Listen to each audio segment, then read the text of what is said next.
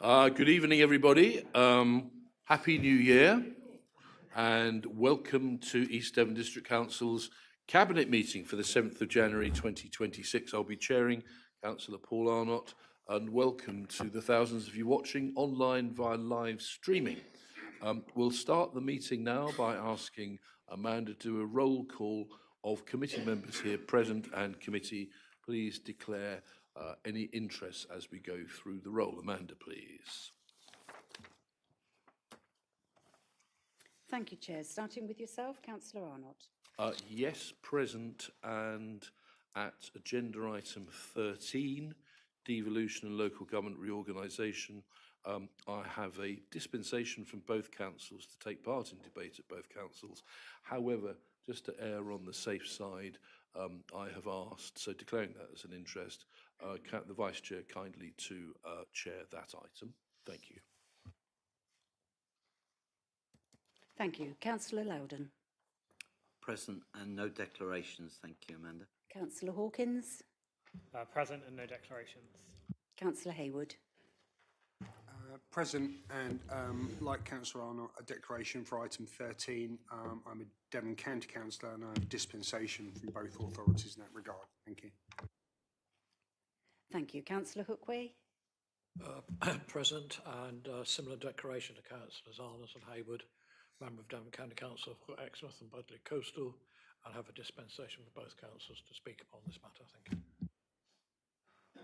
Councillor Jackson. Present, nothing to declare. Councillor Jeffries. Present and the same as Councillors Arnott and Hook and Hayward. Thank you. Councillor Young. I'm present and I've got no declarations. Councillor Ledger. Present and no declarations. Thank you, Amanda. Councillor Olive. Present and no declarations. Thank you. Thank you, Chair. Back to yourself. Thank you, Can Amanda. I interrupt? Sorry. Any other? Can I just ask?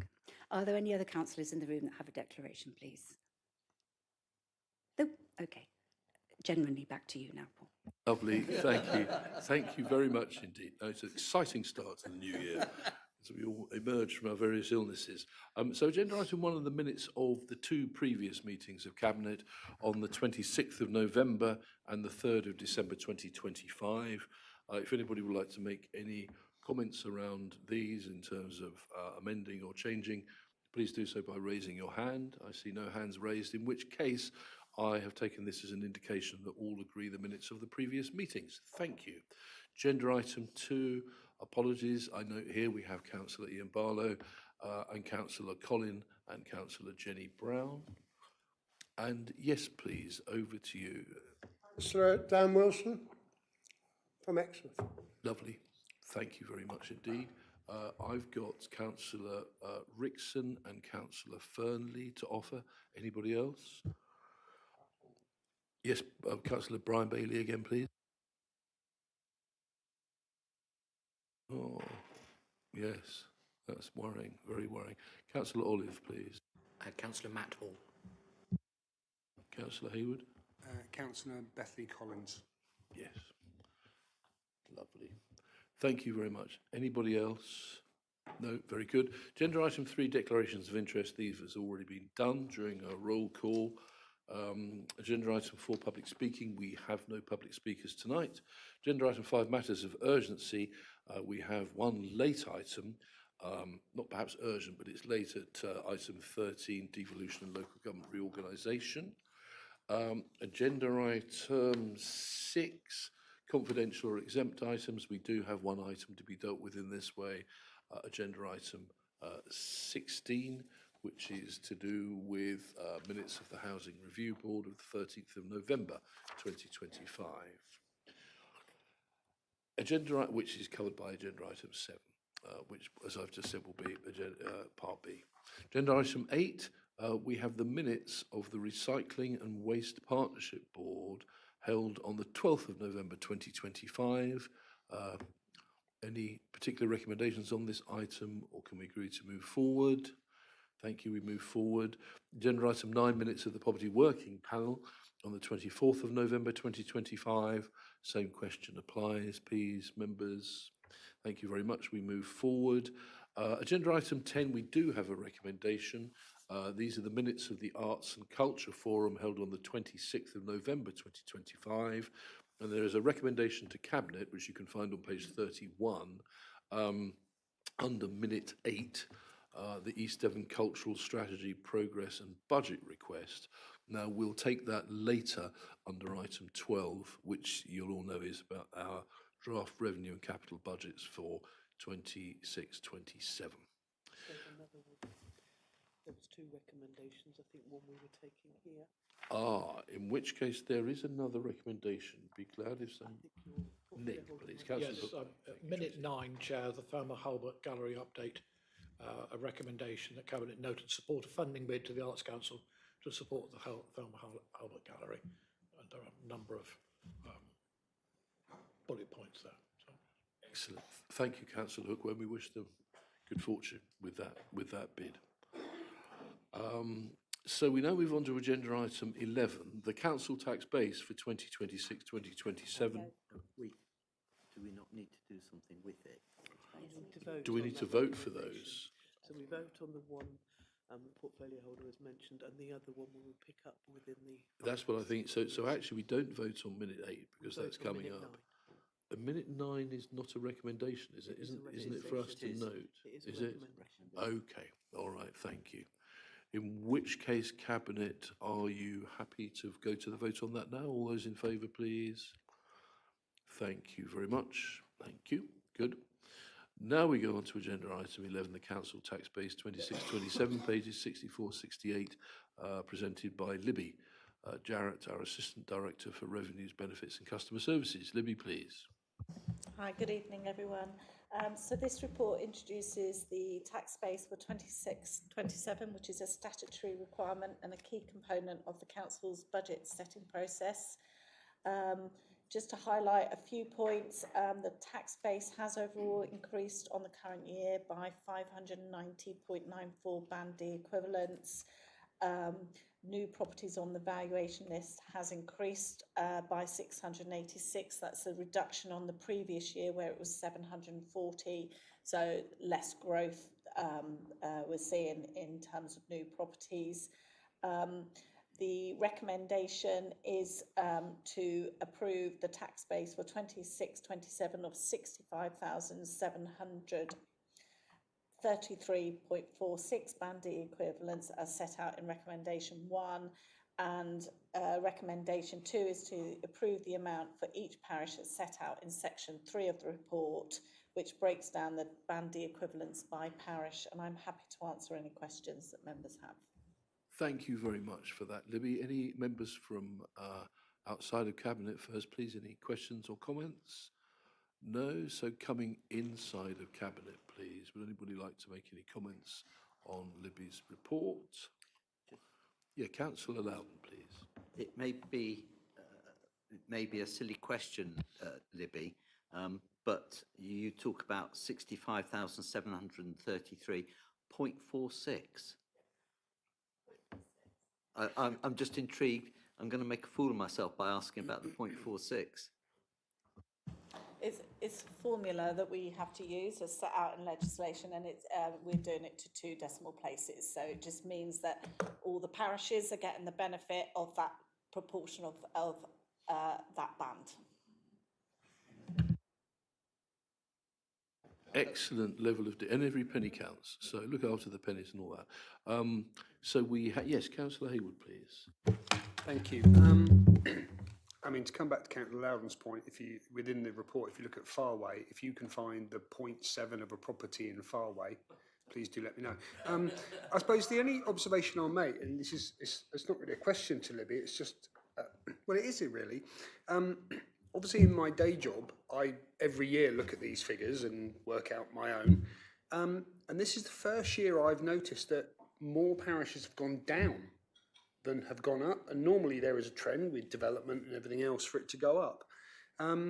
Is there a particular reason? Is it just more benefit sort of offsetting, more single person occupancy, sort of a backlash from the double charging for second properties? Is there a reason?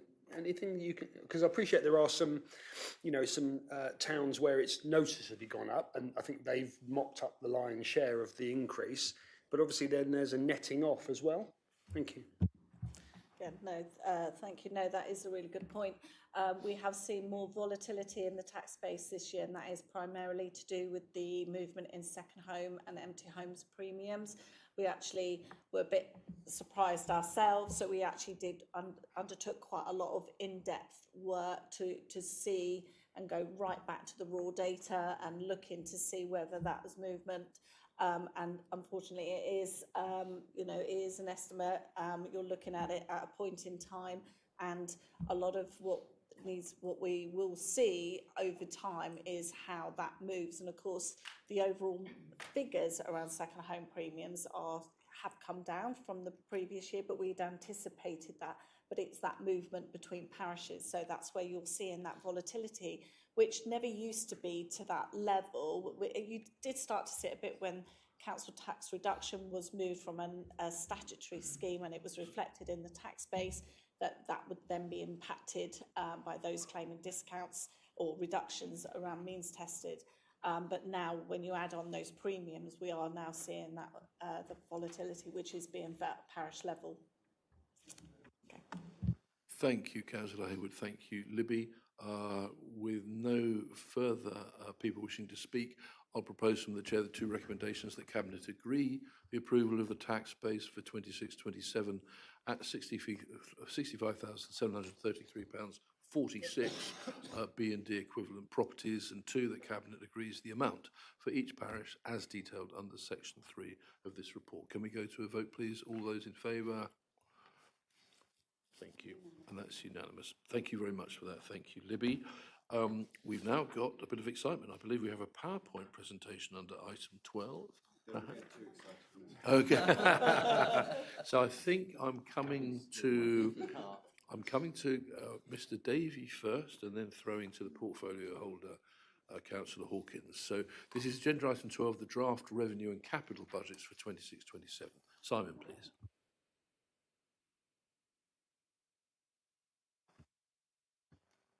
Thank you.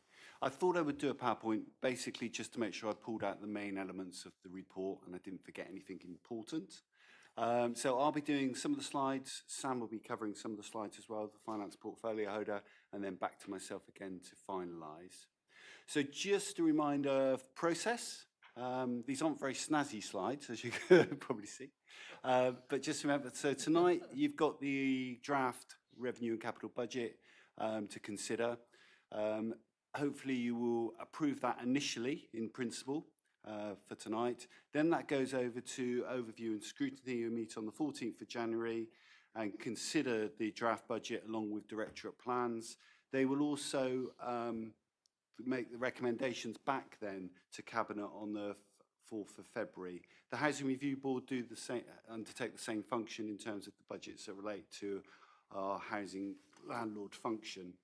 Then you will receive the budget back on the 4th of Feb with those recommendations to consider to make final recommendations to Council in terms of the budget, but also the council tax level, council tax rent levels. They'll go forward to Council for decision on the 25th of February, not January, is what I think the remarks over there are. If you cast your mind back to our financial strategy, which you've adopted, and also within the report itself, highlighted in quite a bit of detail two exceptional factors influencing our budget for 26-27. These are external factors beyond our control, beyond East Devon's control. The first is local government reorganisation.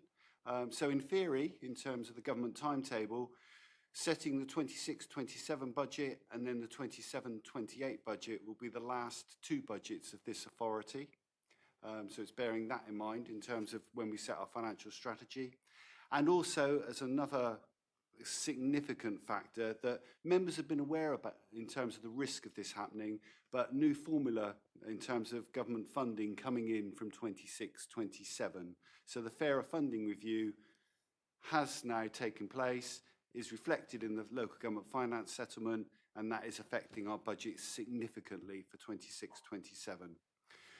We talked about those two factors and how they influenced our budget in our financial strategy, and Council agreed in terms of how we would approach setting the 26-27 budget, and that principles has been adopted in the draft budget that's being presented to you tonight.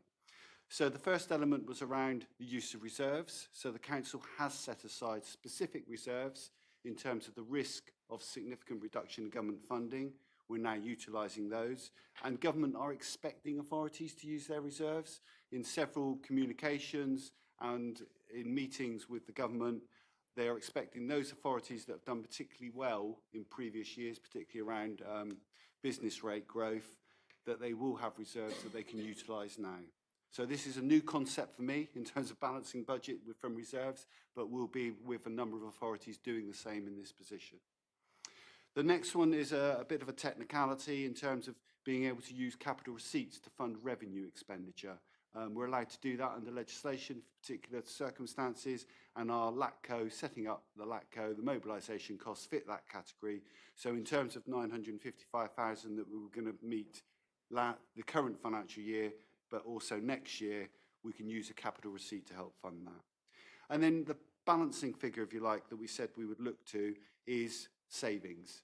So we set a savings target of 1.5 million, which was actually a stretch target, because members had in mind, what if East Devon District Council has to set a budget for 28-29?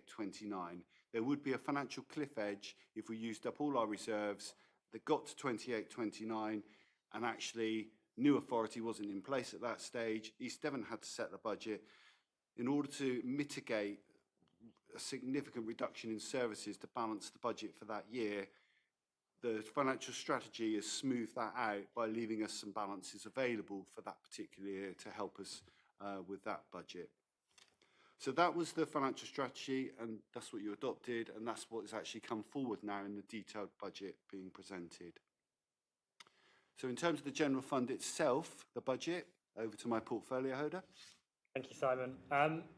You've already reflected on the fairer funding review, and I think that's important to realise that under these arrangements, we're going to only receive about 95% of our core spending power from year on year. So in simple terms, a 5% reduction in our spending power, and we still need to do what we've done. The reduction itself doesn't take into account inflation, which is already obviously pushing up the cost of funding our services, or the loss of some of the funding that won't continue into next year. So you're almost getting hobbled by government before you even got off the starting line when you ignore any other pressures in reality. So there's been a lot of work behind the scenes between officers all across the authority really to get us to a point where we've got a budget that actually doesn't cut services, and that would be the easy target there, to cut things. And we've done a lot, and obviously we've got efficiencies, we've got technology and things that have helped with that, but that's not solved the problem. So I think, well, everybody across the whole authority really needs to be congratulated for that work to get us to this point today. To balance the budget, as Simon's already touched on, we've obviously had to use our reserves. They were there to be used to a certain degree, but it's probably worth remembering they can only be spent once, and that's quite an important thing to remember. This isn't about spending income, this is about well, selling the family china, so to speak. As you'll see in the report, there are several requests that, for extra spending that currently aren't included in the budget, and there's a real ask I think we need going forward from members, officers, and even the general community, where we are looking to spend money that we've not budgeted for. Tell us why that's important that we spend it, and if you can, come up with what other areas that maybe we think are a priority today aren't such a priority, or what other sources of income, or whether these matters will lead to savings, just so that we can really help push good ideas forward while prioritising the very limited resources we have. As you'll see in the service plans as well, it's not just financial resourcing, it's time of officers, to actually get these things delivered. So it's a real squeeze there. Going forward, if I do a next slide, please. Okay, if I can just highlight, that's all right, Sam? Just the other points on the... Your microphone, Simon. Just important to sort of emphasise a couple of other bullet points in terms of members in the report. The draft budget has a council tax increase of 2.99%, so that's £5.14 a year. That's within the referendum limit. And also just to say that we are lowering the general fund budget by 300k, which is helping the position, and attached to the report itself are the fees and charges schedule. Thanks, Sam.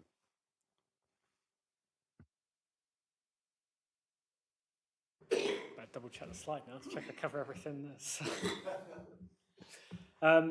Obviously, going forward, we've taken a 2-year approach to try and keep services stable and avoid any sudden or drastic changes.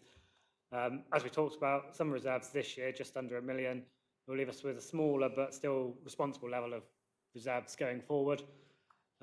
Even so, we are expecting some budget gaps, is probably too strong, but budget challenges in the coming years. And we can use reserves up to a certain point to soften some of the impact, but it won't remove all of these pressures. So it's going to be important that we all work together and prioritise carefully to protect the services that matter most and be honest with ourselves and the community about what actually we can and can't afford to do. Inflation is going to continue to erode, funding systems changes, so we need to take a sort of maybe a wider approach. It sounds a bit doom and gloom on what we need to do, but there is a bit of a reality to where we're at the moment. Obviously, we've got the details set out on the slide as to where various numbers come from, but 28-29, there's still a manageable, it says, a gap of 1.2 million, and that's after we've looked down the back of the sofa. So interesting challenges come forward. I feel like I'll be the bad guy this year of saying, oh, I don't know if we can afford that, but that's unfortunately the reality of where we're at. Thank you, Sam. So, and also in addition, in terms of that position of estimated gap for 27, 28, 28, 29 that portfolio holders highlighted, we'll be looking again at refreshing the medium-term financial plan in summer 26, bringing that back to you so you've got another look at what those figures look like in those years. But importantly also, we should, as an authority, be a bit clear on local government reorganisation. So if there are any decisions that you may wish to tweak at that point, I think that would be the time to consider. So our budget is made up of 3 main elements. General fund we've covered off. The next one is the housing revenue account, so our landlord function. In terms of strategic plan, we have got the basis of a 30-year business plan, and our budget for 26/7 is used that's been used to underpin the work of that detailed budget that's come forward. The detailed business plan and asset management plan haven't yet been presented through to committees yet, but we've got the details that we're using in terms of our detailed budgets, but they're coming through, I believe, early in the new year, through to Housing Review Board first, and then they'll come on to Council. But when we set out the position of the housing revenue account, we did set last year a financial sustainability efficiency plan in terms of what we needed to borrow in order to invest in our stock in terms of maintenance. And that looked at a 15% reduction in expenditure over a 5-year period. And what that business plan said that was adopted is we'll be looking at a 2.5% reduction for 26-27, the budget that we're now looking at in draft. And the good news is we have achieved that. Within the report, 8.210 of the actual report itself, you can see a table there that sets out the business plan and then compares that to actually the draft budget. And that shows that actually we've overachieved in terms of good news by 648,000. So that is a good position, but what I want to emphasise is that's not easy, and that's got to be done now for the next 4 years after 26-27. So good start, but there's still work to do in that area. If we look at the detailed housing revenue account, and again in 8.27 of your report, there's the main table that breaks down all the income and expenditure in the HRA. The good news is it's a balanced budget, so income met, all the expenditure met by income available, and actually we're meeting the target of putting back £250,000 into our HRA balance that we said we'd do in that business plan. So the main income comes from rents, 22.7 million. And there's a 4.8% increase on rents, which follows the rent guidelines, which is CPI in September plus 1%. And then there's some other numbers there regarding the expenditure on our housing stock. So 6.26 million on repairs and maintenance, which is a slight decrease. But having said that, that's mainly through efficiencies, particularly around the contract. And 9.2 million on supervision and management. Slight increase there, but we are, those that pick up the details through the Housing Review Board, there has been investment in staff in order to create those efficiencies in the actual spend. Depreciation is running at just over 2 million. Debt financing at 3.6 million, which is a slight increase of 290,000. And then what we've been able to do is increase our revenue contribution to capital. So it's not increasing our debt burden. So again, that's a positive sign for the housing revenue account.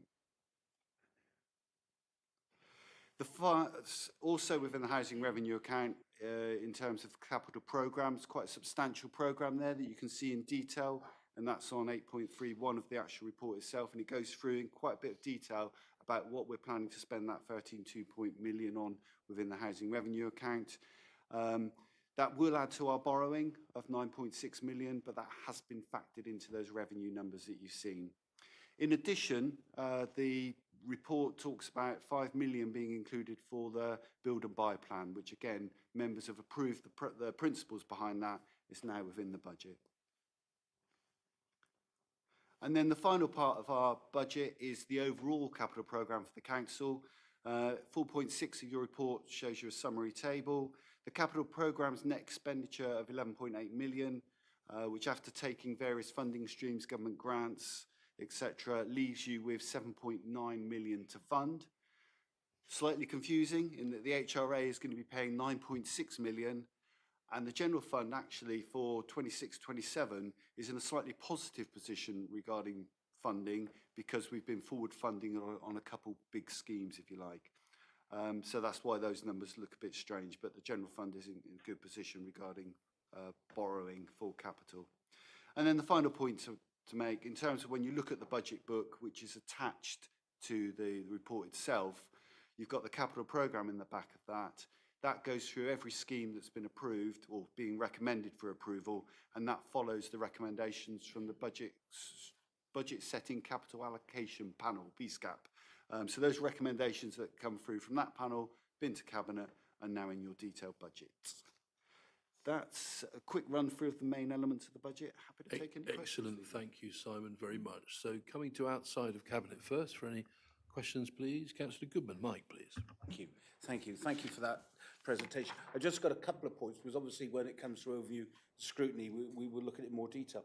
The first point is that on page 75, when it talks about the employment costs have risen, overall employment costs risen by 1.8 million.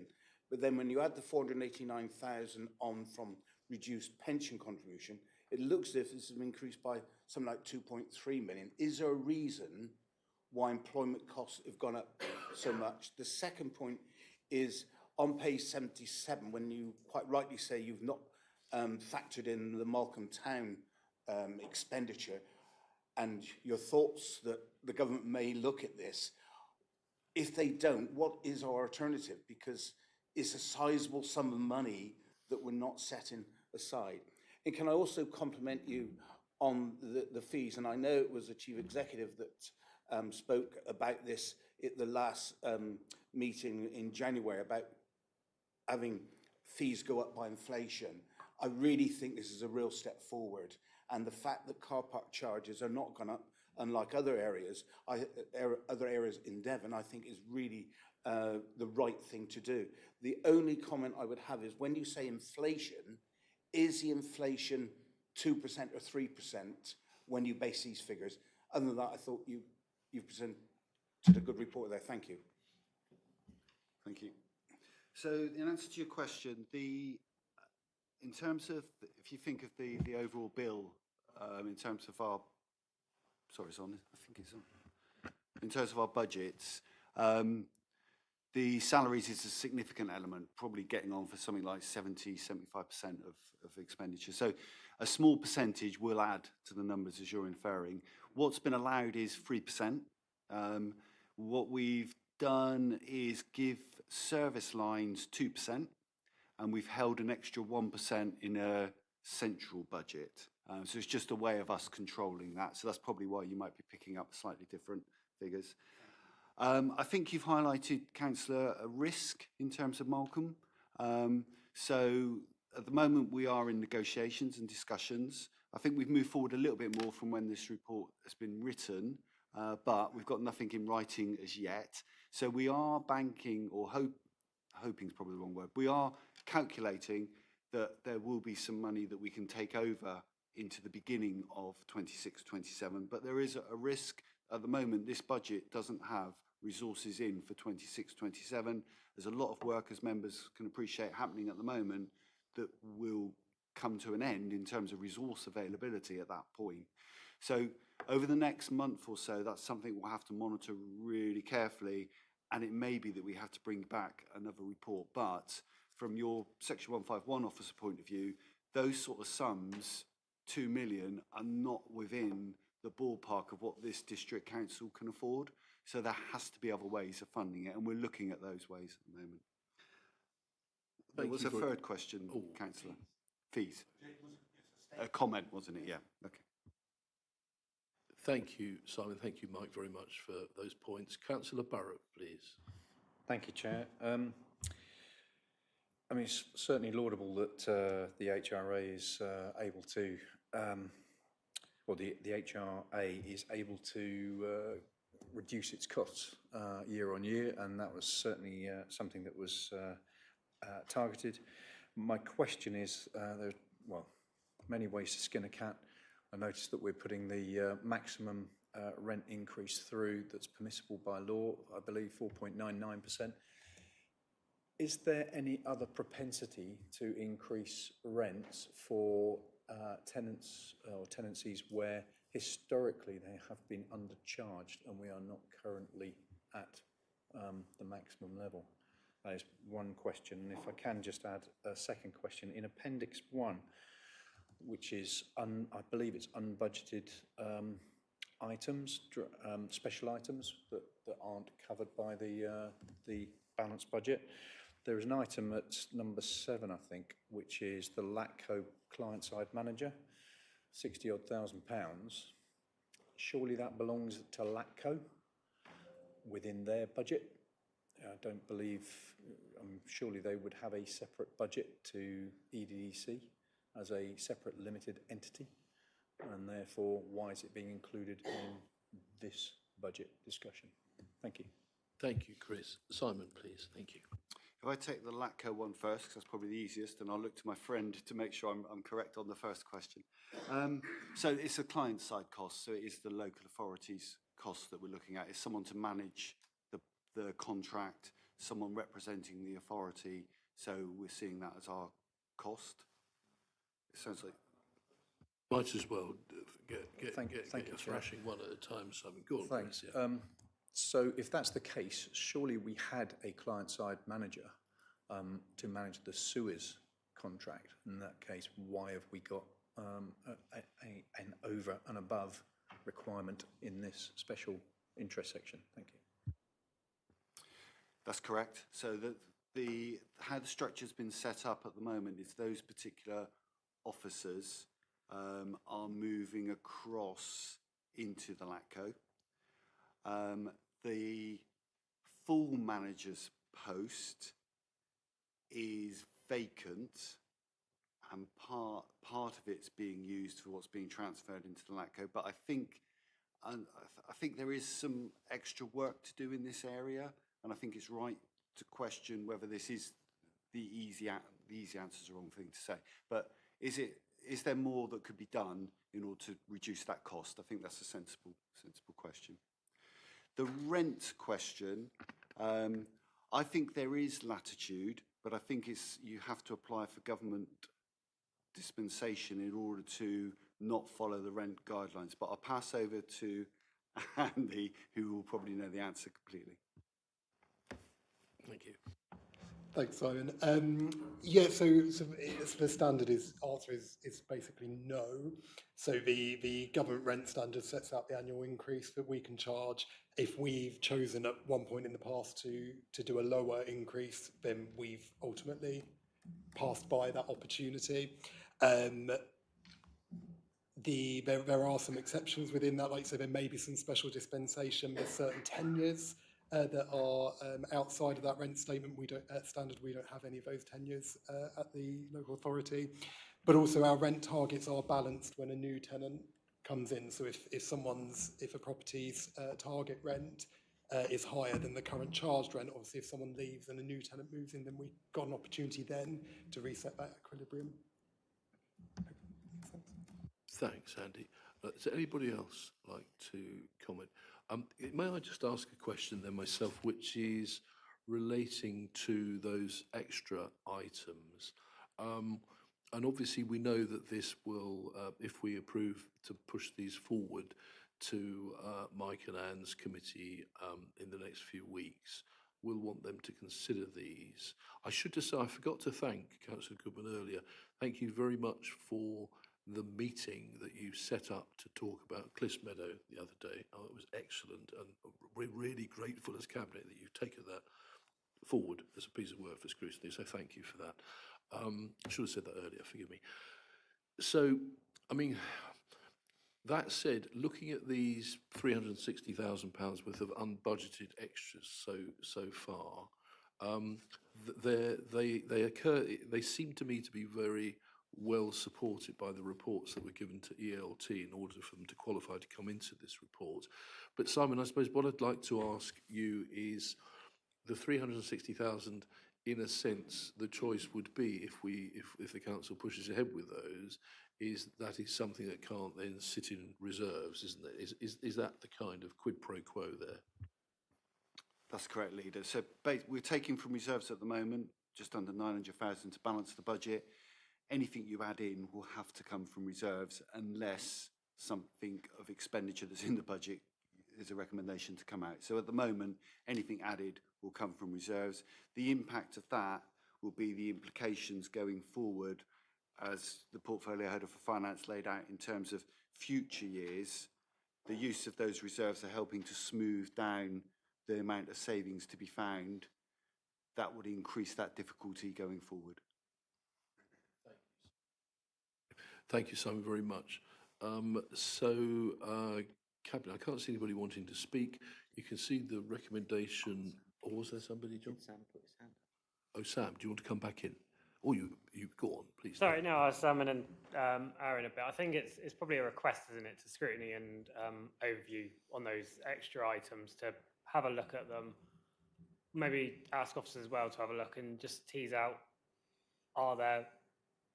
what's important in those items? Do they really need to hit the reserves line? Because that's where they're going to hit. Bearing in mind that means there's less money already. Well, the 1.2 gap goes up to 1.5, 1.6 gap if we do that. So what tough decisions are we going to make in the next year? Because there are some good things in there, but are they good enough? And I don't think we certainly don't know the answer tonight. There's still some time to do that. We can go away and have a look at it.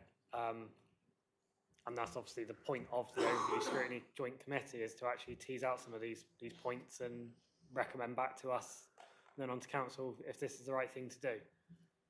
So it's probably more of a question for them than an answer. No, thanks, Sam. I'm sure Mike's noted that. And it is for those officers and where appropriate, those portfolio holders to make that case. And there's time, if we do push this forward tonight, there is time for them to give that consideration. So the recommendation, and I will read it out just because it's the annual budget, is that the draft revenue and capital estimates, including associated fees and charges schedule, are initially approved before forwarding to a joint meeting of the Overview and Scrutiny Committees and Housing Revenue Board for consideration. Cabinet will then consider recommendations from these committees before making their final recommendation to Council on the 4th of February. So that's what we're voting on, Cabinet. I hope that's clear. All those in favour, please. Thank you very much. I should say I propose that from the chair, shouldn't I, really? So thank you. So that's carried. You know, there's one shouldn't say this too much, but I'm very aware of the amount of work that's gone on across SLT, ELT, portfolio holders on this as well, and with advice from other members too. So thank you, all of you, for this. I can tell you other authorities in Devon are having a much greater struggle than us on this. It's a tricky time. I think there's been a lot of good judgment exercise, so thank you. So we now go on to agenda item 13, and I'll hand over to the Vice Chair of Cabinet, Councillor John Loudon, to chair this. As I said earlier, having declared an interest and really from an abundance of caution, and grateful for John for taking this on. Thank you, John. Thank you, Chair. Are you staying there? Just so I know about choreography here. Yeah, Whether do you want to switch seats? No, I don't want to. I'm happy. I'm not going anywhere. No, I wasn't sure whether I was having to leave a gap to allow you to exit. Well, that takes all of us out, I think. I'm going to give my view here, which is that I think that there is no decision being made between alternative options, so to speak. We're in an interim period where we are receiving a report effectively for us to note about what the status is at the moment. And I think it would be ridiculous for me to leave the meeting at this point, so I'm not going to do that. If challenged later, I'm happy to make that argument. But I think, you know, effectively, if I were to go, we would have to take all the county councillors as well. So I don't propose to speak or vote or anything, but Dan. Chair, it's just more of a procedural point of view that you can't pass on the chair without leaving the room. So you would either have to manage the item yourself or leave the room and pass on the chairmanship. I've certainly done it before with Councillor Haywood. We've passed items over before, I think, in the past. I can't see a difficulty with that, but yeah, of course. Yeah, I mean, that is technically correct, that if you're in the room, you should be chairing. So therefore, it would be appropriate for you to leave the room if you're going to hand it over to Councillor Loudon. In which case, I'll chair the item. Sorry about that. We possibly should have talked this through a bit more beforehand in detail. So I don't think there's a difficulty with this myself. And I think it's right to be cautious, but I think there is over-caution as well if we're not careful. So really, the matter is to pass over to Andy Wood, who's our Director of Place, to report on his report, please, Andy. Thank you. Thank you, Chair. Good evening, members. Relatively short report. You'll be aware that you considered on the 26th of November the full proposal for the 451 model of local government reorganisation, which was duly submitted by the deadline of the 28th of November. You can see the report updates on the various proposals that are also submitted by the same deadline for a combination of 3 or 4 unitary models moving forward. And overall, Devon, as expected, is given the number of submissions at the more complex end of the spectrum. Next steps, as highlighted in the report, will be formal consultation, which will be important to emphasise, run by MHCLG kind of centrally. We expect that in early November and to last for a period of 7 weeks. And there will be an important opportunity to ensure that the proposals within that are fully understood. Second point to emphasise is around the transition to implementation. Whilst we are still some months away, 6 months out from July and a decision in relation to the preferred option, I think all the advice out there is that we need to proceed on a kind of options agnostic basis to think about implementation. Hopefully you can see from the appendix about the many and varied work streams that will be needed to be progressed, everything from assets to IT to kind of workforce data, and all the advice is to make sure you don't miss the opportunity over that 6 month period. And obviously the governance, and highlighted the kind of Surrey example in there, will need to evolve through more voluntary or informal arrangements to something that becomes more formal, ultimately through to the shadow authority in May next year. And the last point, probably goes back to the previous item around the budget, is the overall outlook around the kind of wider financing, and particularly the end of the UK Share Prosperity Funds.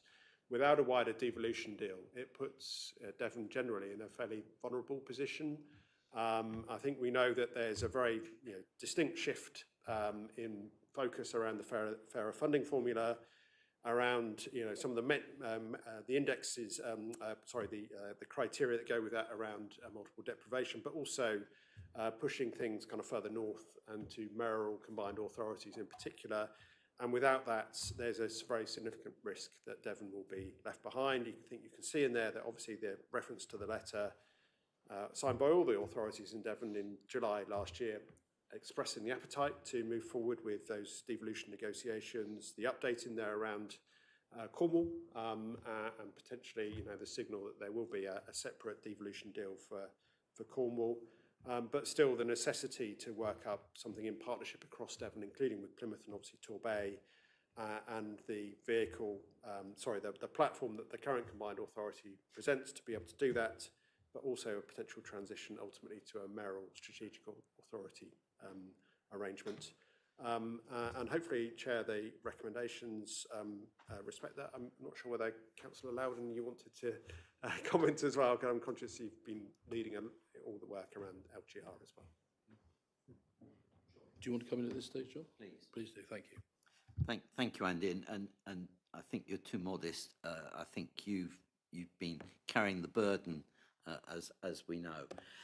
So just to sort of take on from what Andy has said. So yes, some people thought that the hard work, all the work was finished last November when we'd put the proposal together and we voted upon it, and all the districts voted for the same 451 arrangement. But no, we have got at least 6 months initial transition and then a number of more months after that final set of transition. And Andy's helpfully put in the report the appendix that he's talked about. And that gives you some idea about some of the detail that we officers are going to have to start getting into and behind.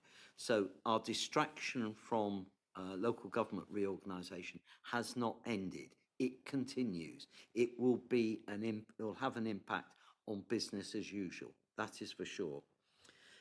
The other aspect, and again, Andy touched on this, is the aspect of devolution. So devolution now starts coming in alongside LGR. And we haven't really talked about devolution much in the past year, particularly. But Andy's quite right. We are, as a county, quite vulnerable at this point, as others are equally. But I have to say, I don't know with any certainty what is in the mind of government, let alone about the proposal that they will take forward, but certainly around devolution. It's feeling a little bit edgy to me at this point, I have to say. And one of the things that I very much see is that we have to be in lockstep, certainly with the districts, and we have to be in lockstep with the other councils, the other 3 councils in Devon. Whether that is through Team Devon, whether that's through a wider devolution arrangement, but I certainly see Team Devon as being a very useful and appropriate vehicle as we go forward. And Chair, if I may, maybe at this point I can formally move the 3 recommendations that there are in the report, and just say thank you to Andy for pulling this out so early in the new year. You're back on the treadmill. Thank you, John, and thank you, Andy. I'd like to ask a couple of questions just for everybody's information, really. Andy, if you could just speak briefly to the letter that all leaders had some point in the last 2 weeks, I can't remember when, 3 weeks maybe, which gave the opportunity for some authorities to cancel elections, because that obviously has some relevance to Plymouth and Exeter, and therefore the whole of Devon. Yes, well, I'll just ask you that question first, and then I'd like to come back on something else. Yes, thank you, Chair. So that is one of the other ingredients here. I think the letter, the essence of it was that those authorities that had scheduled elections in May, that were also going through local government reorganisation due to the pressure on capacity, have been given the option to potentially ask for I suppose postponement's not the right word actually, but you know, I try and choose the right word, but an opportunity to not to hold those elections. I think some authority in Devon, in a Devon context, that it obviously includes particularly Plymouth and Exeter. I think Plymouth have already expressed that they do not want to ask for that opportunity, and others have done similarly. I think we're still waiting to hear in relation to Exeter. Thank you very, yes, Councillor Brian Bailey, please. Chair, since you've raised the point, has a decision been made of what this authority would like to do regarding the last remarks? So for this authority, it's not relevant, Brian, because we're not in an electoral cycle at the moment. As Andy said, Plymouth has made its decision. Relatively easy for it to make, to be honest, because even if it had gone ahead, it would have, the party of government would have remained in power. It's a more difficult, and there is politics in this, and officers can't say it, so I'm happy to say it.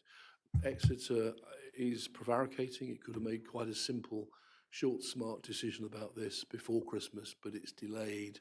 I understand there's a meeting of all leaders of groups at Exeter tomorrow, and there's a debate then next week. Devon County has called an extraordinary full council meeting for Friday to discuss its reaction to that letter and the offer to cancel. And I do think this is why I'll happily step away from this when it becomes options against options. But I think we need to be mature here. There's a lot of national politics in this, and Labour are not playing with a straight bat. They really aren't. So the criticism that Labour made of the Conservatives at County earlier, less than a year ago, for an attempt to cancel the county elections then, was absolutely acrid and toxic, and perhaps unfortunately for Councillor Phil Bialik, who I'm very fond of, he's on tape there saying, we will not cancel elections in 2026. He's there saying it. Now, quite how he retreats from that, I don't know. It is unfortunate. I think the subjective view I'm happy and easy to offer here is that of all the options that have come forward, the option that Labour seem to have coalesced round for the rest of us, which is for some massive authority that goes from South Hams in a huge sweep across North Devon all the way over to my friends in Axminster. That is a terrible, by any objective criteria, option. Really terrible. And what we don't know yet is what the government is going to ask to be consulted on. So sometimes people say, well, they're going to ask to consult on all of them. And then what is the value of that consultation? You may say, well, if local people are expecting to be consulted, they're not going to be consulted under what's being proposed. It will just be a lot of statutory consultees, neighbours and so forth. So it's a very, very worrying process. I've perhaps had an advantage slightly in this because, I could see this coming for a long time. But I think going to the point that Andy was making and John was making as well, around the idea in Labour's manifesto was mayoral devolution.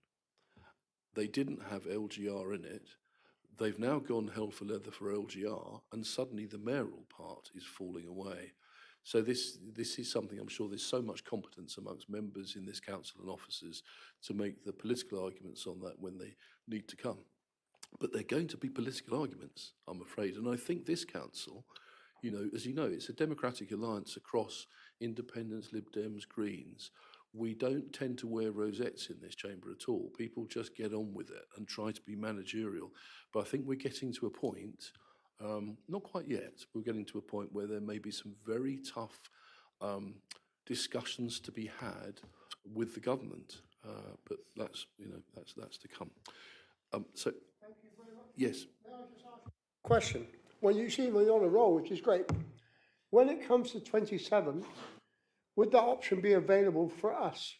Because it appears to me that if we have an election in 27 and then another one in 28, it's a massive waste of funds.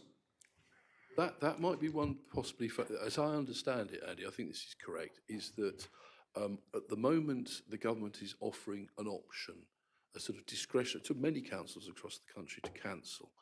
If it runs to the current schedule, then government is likely to say you need to have an interim authority, so you will have elections still in 2027, but that you would also roll on for that year alongside the interim authority with this district, and the government would probably say across the piece, and therefore there is no point in elections for only 1 year when we know it's only 1 year.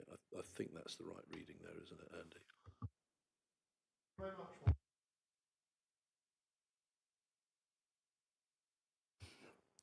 So we're being asked, oh, Mike, please. Sorry, Councillor Goodman. Just a small point, really. 3.4, Andrew, you talk about, and there's a budget, and there is a budget of 338,000 to help with this process, and there's money left. Are you reasonably confident that that will be enough money? because we are about to next week look at the budget, and my concern is if you need more money, that's the time to suggest it, perhaps. Or if you want less money, that's even a better time to suggest it.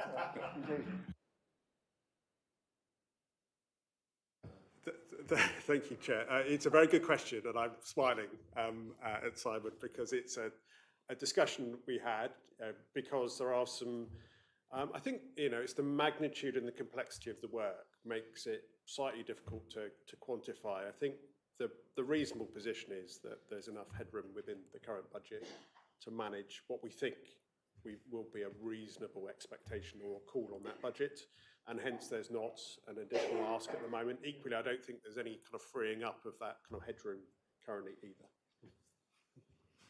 Thanks, Andy. John, Councillor Loudon, please.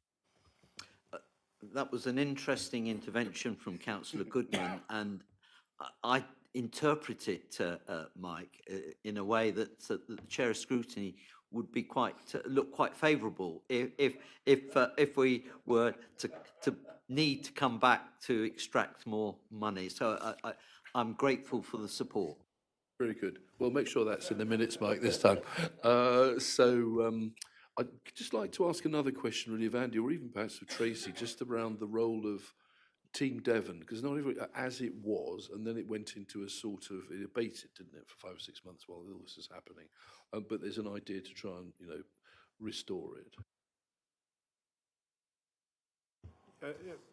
Thank you, Chair. So my broad recollection was that the Team Devon was something that came to the fore, particularly as a partnership during the days when there were, a lot of coordination required in response to the pandemic, and it provided a really critical role as a kind of partnership forum, informal, but nonetheless kind of galvanised a lot of that wider activity that needed coordinating, particularly between the districts and the county. So it had an absolute role there. I think when the formalised arrangements around the combined county authority for Devon and Torbay came into being, I think it was the intention, originally, that would become, Team Devon would become a more formal joint committee.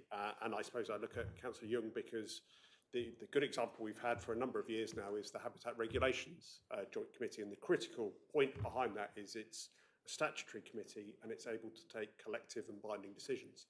And obviously what hasn't happened whilst we've had the CCA for some time, the Team Devon hasn't kind of moved on into that space.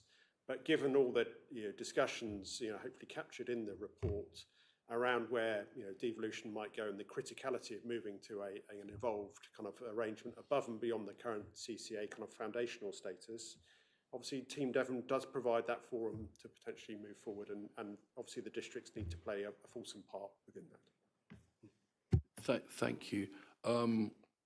So I'm just going to drop another couple of non-contentious pieces in here. I think it's time we can be open about this. So the Combined County Authority, which Andy's just mentioned, theoretically there is a route where if Plymouth were to join the Combined County Authority, then that Combined County Authority would have all of the councils in Devon involved in it. And under the existing legislation, it's understood that Combined County Authority, with Plymouth included, could then write to government and ask to actually go on a fast track to a mayoral authority for good or ill. So that's something in the background which is you're likely to see some I would imagine, progress on or not, depending on Plymouth's view. That is in Plymouth's court at the moment.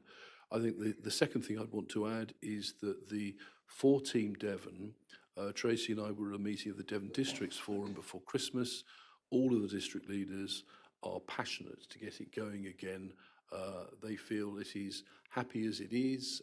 It's set up on an almost informal basis, but it can start exploring more work that it would wish to do, not just around LGR. And the perspective from county is identical on that as well.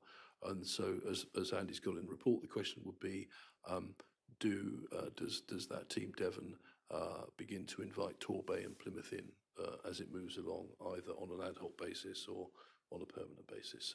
So there's a very broad picture here, and John's absolutely right. The work for this council has kind of only just begun. We've had the phony war, but I do think, and I don't want to be a bore about it, there's a massive national political context in which this is being done, and I'm sure good old operators like Councillor Goodman will know damn well that Labour ministers are talking to Labour MPs. We know who they are, and we know that the scales are being lent on at the moment. So no matter what we do, all we can do is put one leg in front of the other, I think. Anyway, thank you. So we've got on that, I've managed to talk so long that I managed to shut my own screen off.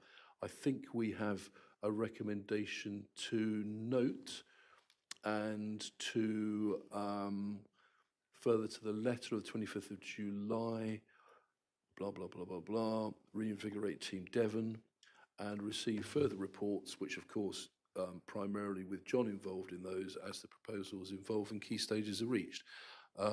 Members, are you all happy to, well, shall I ask for a proposer first for that, perhaps? John. Chair, I did propose earlier, so You did? So I think one of my colleagues hopefully will step forward and support. Councillor Jackson, thank you Yeah, very happy much. to second. Okay, so proposed by Councillor Loudon, seconded by Councillor Jackson. Members, can we go to a vote? All those in favour, please? Thank you very much. Chair, can I just indulge you and just say to Andy that in light of the finance officer's wonderful presentation earlier, I think we need to up our game in our presentation skills next time. Us.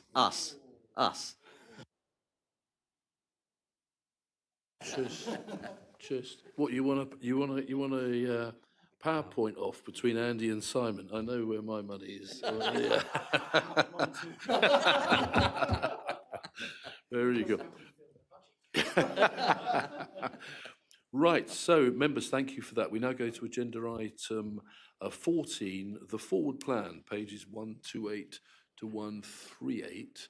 And the question is, are members happy to agree the forward plan, which for some reason I'm not finding on those page numbers.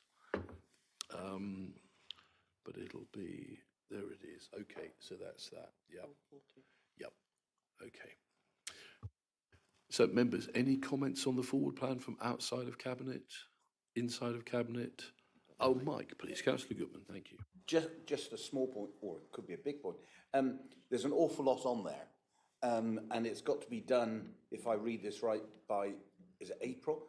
A lot of dates are missing on when those meetings are going to take place. It's a heck of a lot of work to get done by then. I'm just raising it as a challenge, really. Who'd like to pick up that challenge from the officer side?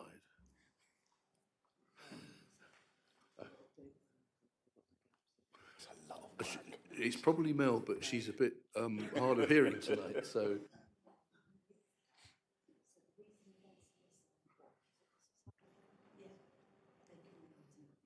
Yeah, I think we probably need to take that one away because I think we've been given the items, but we've not been given the dates. So we'll follow that Lots of through work, and isn't try it? and get it updated appropriately.